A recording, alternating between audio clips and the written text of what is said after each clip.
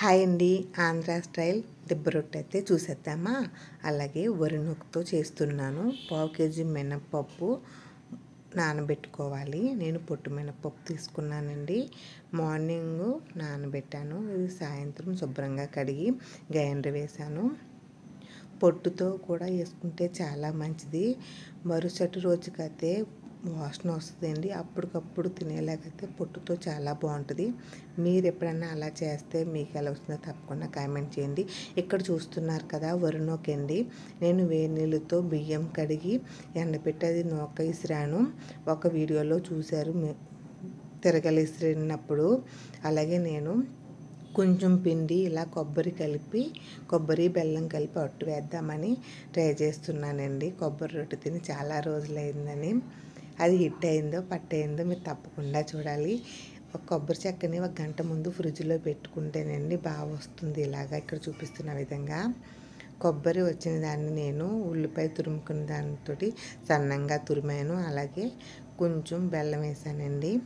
2 కలిపి మిక్సీ పెట్టుకోవాలి. మిక్సీ పట్టుకున్న తర్వాత మనం మినప రుబ్బుకి 1 గ్లాసు మినపప్పుకి 2 గ్లాసులు వరి నూక పప్పులోని ఇలా మిక్స్ చేస్తున్నాను ఇక్కడ. అలాగే సరిపడా ఉప్పు వేసుకోవాలి. ఉప్పు వేసుకుని నేను ఒక 5-6 గరిటెలు రుబ్బు తీసుకుని సపరేట్గా అందులో మనం మిక్సీ పట్టుకున్న కొబ్బరి బెల్లాన్ని కలిపాను. అలాగే చిటికెడు యాలకుల పొడి. ఇక్కడ చూస్తున్నారు కదా ఎంతవరకు మనకి ఇంకా నూక పడుతుందంటే కూడా కలుపుకోవచ్చు. ఇక్కడ చూస్తున్నారు కదండి దిబ్బ రొట్టె కొబ్బరి రొట్టెకని తీసాను. వారానికి ఒకసారి ఇడ్లీకి దోశలకు కూడా ఇలాగే వేసుకుని ఫ్రిడ్జ్లో పెట్టుకుంటానండి నేను. మీరు ఎలా చేస్తారో తప్పకుండా కామెంట్ చేయండి. మనం మిక్సీ పట్టుకున్న కొబ్బరి బెల్లం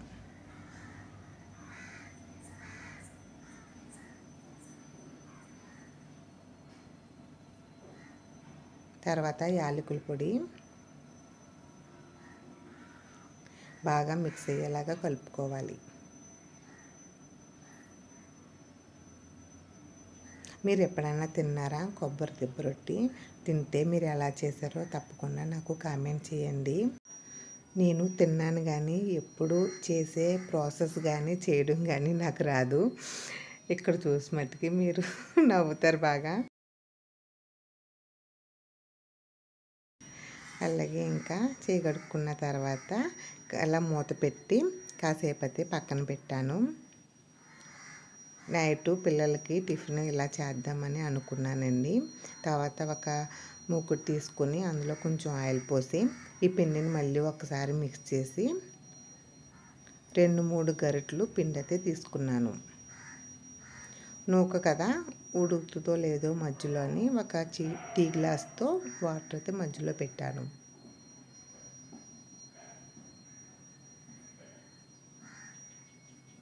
మొత్తం 4 గరిటెల పైన తీసుకున్నానండి. ఇంకా ఒక టీ గ్లాస్తో ఇలా వాటర్ పెట్టాను. నా చిన్నప్పుడు మా అమ్మమ్మ ఇలాగే కాల్చి ఇచ్చేవారు నాకు. నేను బెల్లం పాకంతో శుభ్రంగా తినేదాన్ని. పైన అయితే మొత్తం పిండిగా లేదు కదండి. ఇంకా తీసి తిరగవేద్దామని చూశాను. అస్సలు రాదండి. ఇంకా బెల్లం పాకం వల్ల మొత్తం అడుగంతా మాడిపోయింది. అయితే మొత్తానికి పాడైపోయింది. ఇంకా నూక కలిపిన పిండిని కొంచెం వేసి దిబ్బ రొట్టె అయితే కాల్చుకుని తిన్నాము. ఆ కొబ్బరితోటి దిబ్బ రొట్టె ఎలా చేసుకోవాలో తప్పకుండా ఎవరికైనా తెలిస్తే కామెంట్ చేయండి. తప్పకుండా ట్రై చేసి ఇంకో వీడియో అప్లోడ్ చేస్తాను.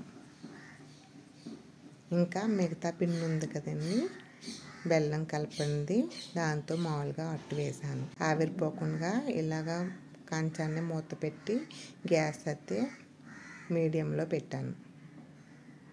చూడండి ఎంత బాగా కాలిందో. ఇంకా తిరగవేసుకొని చుట్టూరు కొంచెం ఆయిల్ వేసుకోవాలి.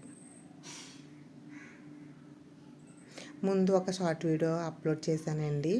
అట్టు తిరగబడకపోతే ఇలా నాన్ స్టిక్ పెనంతో ఇలా తిరగవేసుకోవచ్చని. ఆ వీడియో చూస్తే తప్పకుండా కామెంట్ చేయండి. ఇలా తిరగవేస్తాను. మళ్ళీ మూకుట్లో వేస్తే కూడా ఆ వీడియో కూడా చివరిలో యాడ్ చేస్తాను. ఇంక ఈ అట్టు అయితే బాగా కాలిందండి. సూపర్. ఇంకొన్ని మరొకసారి ఇలా వేసాను, మూకుట్లో వేసాను.